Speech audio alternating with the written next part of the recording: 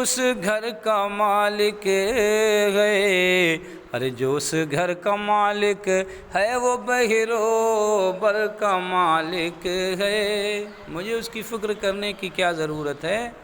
تو میں آپ کو اس واقعے سے ایک پیغام دینا چاہتا ہوں، مسلمانوں گھبرانے کی بات نہیں ہے، اللہ کی ذات پہ بھروسہ رکھو، اللہ تبارک و تعالیٰ کی بارگاہ میں روتے رہو، گڑ گڑاتے رہو۔